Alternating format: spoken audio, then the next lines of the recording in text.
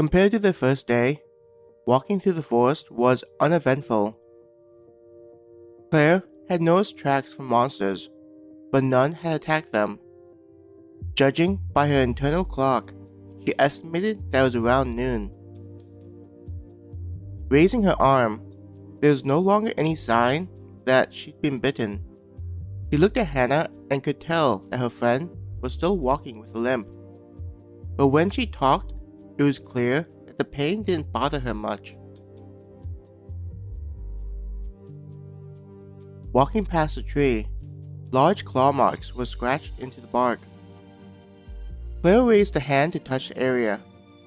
Comparing it to her hand, it was clear that the monster was of a significant size. I wonder if that thing is the reason why we haven't noticed any monsters. Looking behind her, Claire saw that Bill had stopped walking and was staring at the claw marks. The others were not bothering with the sign and kept moving forward. Brushing her fingers on the mark one more time, Claire moved away from the tree and followed after the group, Bill being closest to her for having stopped. Claire tried to imagine what the monster would look like, or even if they would see it. Occasionally, Abby would carve a marking into a tree to help guide a team of adventurers expected to communicate with them. With it only being a day since they walked into the forest, it was too soon to see them. A part of her felt bored walking through the forest. Though the surrounding area was nice, it didn't seem as fascinating as when they first walked into it.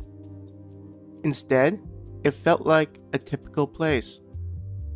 Sometimes, she'd hear the fluttering of wings of a bird flying beneath the canopy. Different from the lack of monsters, there was still the appearance of regular animals.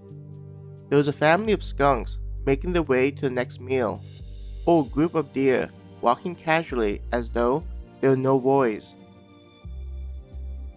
Compared to when they first came into the area, the number of times she saw the peaceful animals had increased. If this continues, I don't think it would be strange for adventurers to be sent out to this area. It doesn't feel like a place that would require high-level adventurers, like those being sent out to communicate with us, Claire thought to herself. Though the area hadn't been explored much, the monsters they encountered weren't unusual and unexpected. The only thing they'd seen was the mark on the trees. Claire looked at the others and wondered why they didn't even acknowledge the mark. Claire quickened her pace with the aim of asking the twins. Noticing the increase in pace, Candace looked back. When Claire was close enough, Candace asked, "What is it?" Pointing behind her, Claire said, "Isn't the claw marks on the tree something we need to worry about?" Candace shrugged. "It could be something, but at this point, there's too little information, so why worry about it?" Claire wasn't expecting to hear that response, so she was quiet. A part of her thought that maybe the claw marks weren't a worry, but hearing her sister say that none of them were concerned about it due to the lack of information wasn't something she was expecting. It's not unusual for a strong monster to be the reason why monsters will thin out in an area, but it could just be due to their hunting patterns. There have been times where we'd go days without encountering monsters. Candace tried to reassure Claire.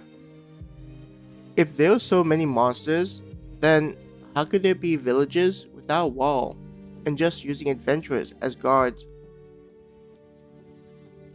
After learning that it was not unusual for them not seeing monsters in the area, aside from the occasional signs, Claire felt more relieved by the information. Instead of worrying about the creatures, Claire felt like it was better to enjoy the moment, spending time with everyone. Compared to when she and Hannah were busy making weapons, Walking through a forest with both of their families felt enjoyable.